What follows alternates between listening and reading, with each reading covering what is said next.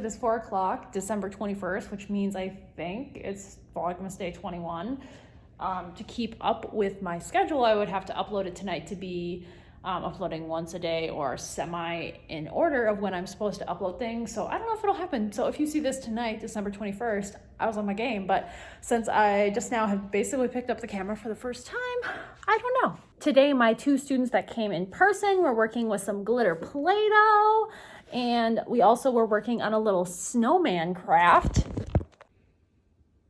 They worked on this with my para and it turned out absolutely adorable. So they basically filled the sock with rice and added buttons and nose, and they had yarn for hair.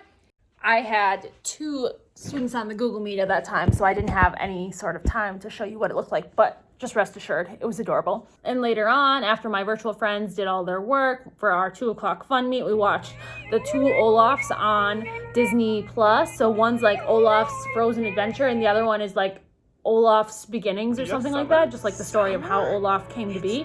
And both of those together were like less than 30 minutes, which was perfect because I had a meeting at 2:30. I promised the boys that we would do something boyish tomorrow for a movie, so I'll have to look on Disney Plus for that or Hulu, but I don't know, I prefer Disney, it's just easier to use. And I had a great meeting with my student that's coming back in person, and then after that I went into the gym and I took this. The teachers have been working on cleaning out their closets. So one of them had this in there from like 3 science units ago. It's absolutely ancient. The sun has a light bulb, but the sun is kind of broken and you can change the light bulb if you want. But it's basically just like, you know, moon orbiting the earth, or the planets. Still has P for Pluto, so that tells you how old it is. One of my students is destined to become an engineer or some sort of STEM scientist, and that sort of stuff is his jam. He loves taking things apart and like wiring things up. He had like a mechanical puppet that was a chicken, and he took part of the chicken off and attached a dinosaur on. They're throwing everything that's in the gym away tomorrow, which really isn't that much. There's like old chalkboards and some containers and stuff, but I also saw some syringes, and I kind of thought, like, wouldn't it be funny to use a science syringe and fill it with glitter and somehow make an art project of it? I don't know, but I'm gonna go check it out tomorrow too. So yeah, my principal is totally okay with me giving it to a student so it didn't end up in the trash, because it's been in there for a week. People had their chance. I kind of was thinking that I would clean my classroom a little bit. I don't know how much it is worth it to clean,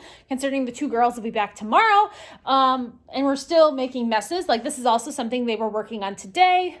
Their class does holidays around the world, so this one's for Hawaii. They were working on making a lei, and obviously they didn't get to it. They left their stuff. I'm almost winning at bingo, and the kids are very excited about that too. But I amended an IEP. I got her individualized plan together for if we do go remote, because now she's not virtual. And now basically I just have to drop off things for my students. I have some Christmas gifts, and I think I'll do some tonight and some tomorrow, just because I don't really feel like doing that much tonight. But the student that's getting those planets has another gift from his classroom teacher and a couple things from me, because as I said, he's obsessed with building things, so he really likes Transformers too, so I got him some of those. He has a gift from his classroom teacher, and I have some Play-Doh I made for him, and I just would rather get this out of the way.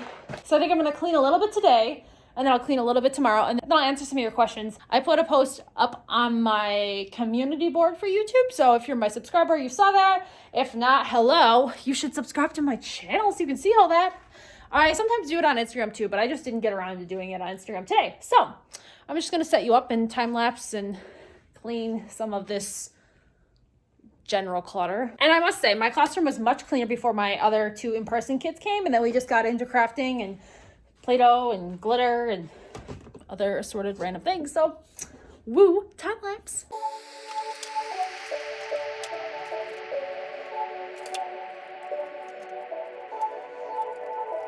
The sweater is so funny, but the sleeves are so annoying, especially because my watch, it has this like metal edge, so it keeps getting caught on the sweater and ripping it. So I've been wearing it way up here, but then it keeps falling down, and this just looks absolutely ridiculous. But I guess I look absolutely ridiculous in general.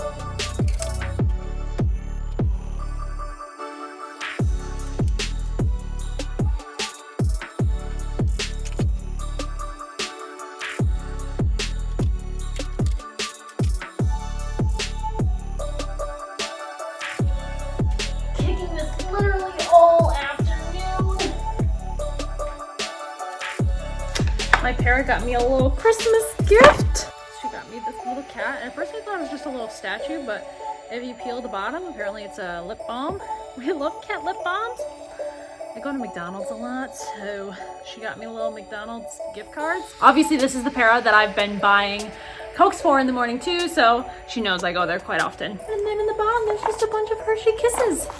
Everyone loves Hershey Kisses. It's gonna be weird tomorrow, picking all this up and moving my table and stuff back to normal and coming back to school after 2 months of virtual learning, hopefully. I mean, it could get really bad over Christmas and they tell us we're still virtual, which wouldn't be the end of the world for me because I've already prepared those materials for the kids, so they're coming back with everything prepared for them, which kind of makes my job easier because I don't have anything to plan over Christmas because I already planned for them. Scented flare pens, amazing, love them. And then these are my number posters. So when we're learning new numbers, number 10 is the hero, first a 1 and then a 0.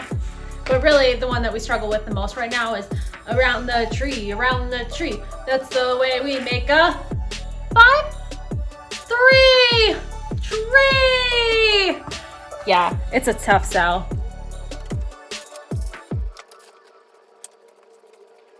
Okay, it's clean enough. I'm just gonna make a mess of my area tomorrow. There's no night janitor tonight, so my table probably won't need to be cleaned anyways. I'm gonna go put these waters away. Unfortunately, all 3 of them were sitting in the same spot, and I have no idea whose they are, so I'm gonna go recycle them. Again, we have issues with our water here, so now you can only drink out of these. Okay, so I'm gonna take this lovely solar system and his present and myself out to the car, drive to the student's house. One of my virtual students wanted my address to send me a package, so I just gave them my parents' address because I'm not normally home, and if they're not home, sometimes the person won't drop the package off, so give them my parents' address. So I'm gonna go home and get my package, and then I'll go home to my house and I'll answer any questions that you guys had down below. Also, this morning, I almost didn't wear a coat because this is how important my outfit was. Because the sleeves take up so much room that they're hard to fit in the coat. So then, can't get the coat on. And then my watch is like stuck to everything. I tell you, first world problems. And of course I've lost my sheet that says all the kids' addresses on it. It was in my car somewhere. And now I'm just gonna look it up in my car instead of walking all the way back in. Ay, ay, ay. Hopefully the Wi-Fi reaches this far. It was also convenient that my student had sent me this gift because I had to go home anyways. Because if you remember one of my haul videos, you know what this is. And this is what I'm wearing because it is now the craziest Christmas thing I own. And I will happily wear it tomorrow and just amaze everyone with my craziness, wackiness, uniqueness. Okay, I'm gonna pick up KFC for my boyfriend and I. So I got 9 questions total. I'm gonna do 8 today. Madison asked, how do you manage different grade levels and differentiating for all those students? And I'm actually gonna talk about that tomorrow, I think. Because I think I'll just get going on a tangent and it'll be harder to explain. And I have things in my classroom I can use to help explain that. So Madison, you're gonna have to check out tomorrow's video. But let's just start off with the easy one. What is my favorite color? Well, as you guys are saying down in the comments, my favorite color is like a mix between rainbowish, tie-dye, neon, anything shiny. But then also I really like the colors like the minty teal, and I also like the lilac-y purple. So if you saw my Cyber Monday haul, I got the 2 hydro jugs, and one was like a lilac-y color and one was like a mint color. Honestly, I think I like mint the best. And I would probably even choose that for like my wedding colors, but I have a friend who already got married and I was in her wedding and she chose mint as her color. So now like lilac is my next go-to, I guess. My favorite fast food in the whole wide world, if I could like have it right now, would be Steak and Shake. But the closest one to me is like a state and a half away. I think their closest one is in like Indiana and I live in Wisconsin. I've had it several times on marching band trips and I love it so much. We would honestly go there for lunch and then we would come back for dinner because we all loved it so much. I love their fries. I like their burgers. Their shakes were amazing. If my town had a Steak and Shake, I'd be there just as much as I am at McDonald's. But I guess you could say that my favorite fast food is probably McDonald's just because I like so many different things on their menu. Whereas like I like Subway, but you know, Subway can get boring. I mean, I go to Burger King, but I always get the same thing. I go to KFC, I always get the same thing. I go to Taco John's, I get like the same 3 things. I go to Culver's and I get the same 2 things. Whereas if I go to McDonald's, like I like their breakfast, I like their lunch food, I like their snack food, I like their drinks, I like their ice creams, and you just don't get that at other places. I would never eat a Taco John's breakfast because I just can't do spicy stuff in the morning. That's just not my thing. As you could guess, McDonald's is my go-to, but if Steak and Shake ever wants to come to Wisconsin, please do. Somebody else was wondering if I had any advice for them for studying special education in college, and I guess I would just say get the most out of your placements. When I started college, I was like, I want high school sped. That's what I want, high school sped, like a severe cognitively disabled room. That's like what I want. And then as I got into different placements, my program places you at the elementary, the middle, the high school level, and then they do like EBD, LD, CD, autism rooms. They basically just try to get you in a different sort of placement every single time you have a rotation that you have to do a placement class for. So like my class would be SPED 205, which I did like a middle school regular LD inclusion sort of class. And then like, for example, when I was student teaching, I was supposed to be first semester middle school SPED, second semester high school SPED, but I was actually an intern teacher. I stayed at the same placement for the entire semester and I didn't switch halfway through like everyone else did because I was getting paid, which was great. Basically just try everything out. Like even if you come into college thinking you know what you want to do, try everything out because you might be surprised at the different kind of things that you like and the things that you enjoy. The next question kind of ties into that too. It was who or what inspired me to want to be a special education teacher. So this actually goes way back to middle school, where like the in thing in middle school was to use your study hall period to be the person that got to walk around and deliver passes for kids that got to leave early. I wouldn't say I'm old by any means, but technology just wasn't there when I was in middle school, and teachers weren't just like emailing and texting and getting like real-time notifications. They didn't want to use the loudspeaker and have 1,000 kids hear, Tommy, your mom's picking you up. No, the easiest thing was to drop a paper pass off for that student. And that's what I wanted. I wanted to be that kid that got to walk into all the classes. You just got to wander the school for that 30-minute period or so. That's what I wanted. But your counselor is the person that like assigns you to the things that you do during study hall. So some people are like the library helpers. Some of the kids get to go to the office and help out there. And then some kids got put in with special education classes to be like a classroom helper, and I had no idea this existed. I had this thing in my head where I wanted to be handing out the passes, but instead my counselor did her counseling duties and knew I would be suited for it, and so I helped in a moderately disabled special education classroom, mostly doing like life skills with money, basic reading skills, reading a menu. We took trips to McDonald's so we could read the menu, pay with our money, and they showed you how the machines and stuff work, just like basic life skills that the students would need when they transitioned into high school, and then after high school finding a job. I was only a little bit older than these kids, maybe 1 or 2 years older, and I still remember some of these kids that I helped in their classroom, and now there's several that work with me at Walmart.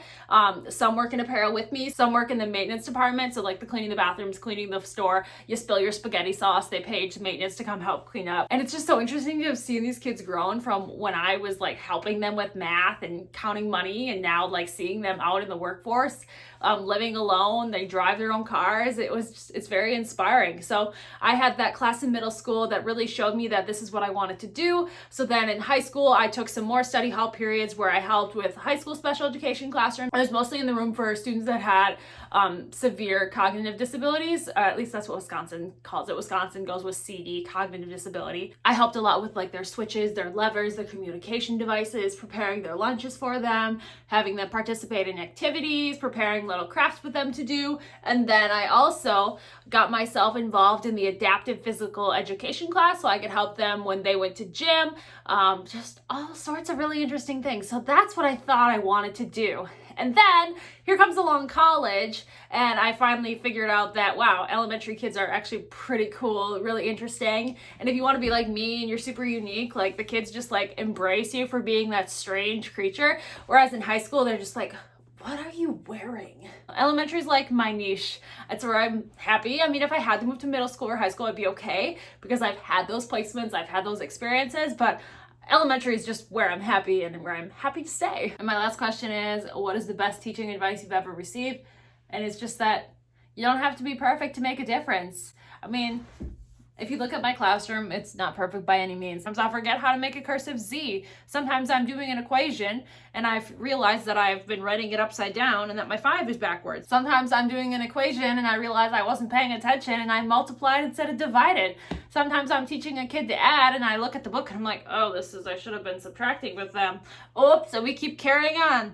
Sometimes I'm helping a 5th grader with homework and it wants to know which one's the irregular verb. And honestly, I have to look up the definition because I can't remember what is an irregular verb. But that's just what I teach my students, that It's okay to make mistakes. I make mistakes all the time. And if you make a mistake, it's just a learning opportunity to fix it, to better yourselves. If you don't know something, Google it. Make it a learning experience. There's no one you should be comparing yourself to, because your kids and your classroom, your environment is just so unique that you can't be comparing yourself to other people. What's happening in your classroom might not be happening in the classroom 5 miles down the road, because they're totally different kids, totally different curriculum, totally different days. You don't know what that kid woke up to in the morning. You don't know what they ate for breakfast. Maybe that teacher's having a rough day. You never know. So don't compare yourselves to other people. Just know that you don't have to be perfect. Just try your best and the kids will love you for it. Just show them that you care. Show them that you appreciate them. Show them that you want them to succeed, and they'll just embrace you. They'll love you. Nobody's perfect. Just try your best and the kids will love you for it. So thanks for watching this video, guys. Thanks for watching me and my not perfect self. I'll see you guys tomorrow on Tuesday, the last day before break. And it's gonna be a weird one because I can't remember what the day before winter break is like without having parties and movies and fun crafts. It's gonna be weird.